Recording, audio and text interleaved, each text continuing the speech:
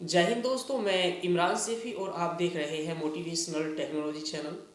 दोस्तों, हम गंगा एक्सप्रेसवे को लेकर और आप लोगों के हित के लिए एक स्टूडियो बनाने जा रहे हैं, जिसमें आप लोगों की सहयोग की मुझे बहुत आवश्यकता होगी। और आपके बगैर ये नामुमकिन मुमकिन होगा। अगर मैं इसको स्टूडियो को नहीं बना सकता अकेला, आप लोगों के सहयोग से ही मैं इस स्टूडियो का निर्माण कर पाऊँगा। दोस्तों, कल हमें कुछ लोगों ने पैसा ट्रांसफ़र किया है। एक भाई है हमारे, रणवीर भाई, उनका बहुत बहुत धन्यवाद। और सुहेब है, उनका भी बहुत बहुत धन्यवाद। दोस्तों, हमारे गूगल पे या आपके पेटीएम पे आप जो भी आपका मन करे, जो भी आपका इच्छा हो, वो आप डोनेशन हमें दे सकते हैं हमारे स्टूडियो के निर्माण के लिए। बात करते हैं कि गंगा एक्सप्रेसवे में जितने भी किसान भाइयों के बेनामे हो चुके हैं, उनके पेमेंट में देरी क्यों।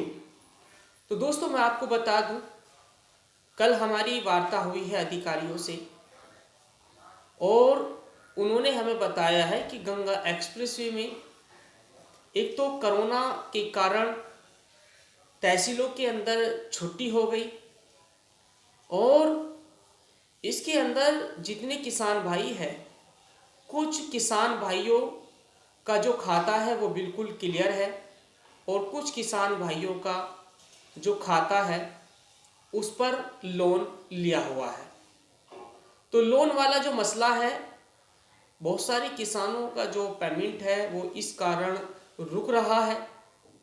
और लेकिन जिस किसान भाई का जिस बैंक से लोन लिया गया है, अगर उसी का खाता लगा हुआ है, तो उन सब का, जितने भी किसान भाई हैं मेरठ से लेके प्रयागराज तक, उन सब का 1 जून से पैसा ट्रांसफ़र कर दिया जाएगा।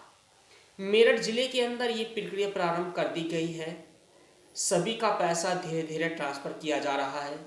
उसी तरीके से सभी ज़िलों के अंदर 1 जून से सभी का पैसा ट्रांसफ़र कर दिया जाएगा।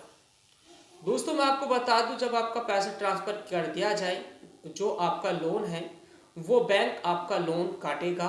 उसके बाद में आपको नोडल्स, जिसको एनओसी बोलते हैं, वो आपको नोडल अधिकारी को, अपने अपने ज़िले के नोडल अधिकारी को देनी है। क्योंकि मैं आपको बता दूं कि इस गंगा एक्सप्रेसवे में भूमि अधिग्रहण नहीं हो रहा है, सीधा बैनामा किया जा रहा है। तो इसी तरीके से जब तक आप नोडल नहीं जाके दोगे, तो जब तक आपकी फ़र्ज पैसा वो पैसा नहीं कटेगा। दूसरी बात यह है कि अगर आपने अनेकों प्रकार से लोन ले रखा है, तो वो लोन आपको पहले चुकाना पड़ेगा। उसके बाद में आपको जो नोडल है वो जमा करना पड़ेगा। उसके बाद में आपका पेमेंट ट्रांसफ़र किया जाएगा। तो दोस्तों, ये प्रक्रिया है। इस प्रक्रिया को ध्यान से देखिए। जो खाता आप बेनामे में लगा रहे हैं, जो न्यू खाता धारा है, वो उसी बैंक का खाता लगाए जिस बैंक से आपने लोन ले रखा है। अगर लोन नहीं है तो फिर कोई दिक्कत वाली बात नहीं है। अगर आपका जिस खाते पर लोन है और उसी का खाता आप लगा रहे हो, तो आपका पेमेंट बहुत जल्द आ जाएगा। दिक्कत उन किसानों को होगी जिन्होंने अनेकों प्रकार से बैंकों से लोन ले रखा है और एक खाते उन्होंने लगा रखा है। तो सबसे पहले वो पेमेंट उनको चुकाना पड़ेगा। उसके बाद में गंगा एक्सप्रेस में जो ज़मीन जा रही है उनकी, उसका पेमेंट उसके बाद उनका आएगा। तो दोस्तों, इसी तरीके से हमारे साथ जुड़े रहिए। वीडियो देखने के लिए आप सभी का बहुत बहुत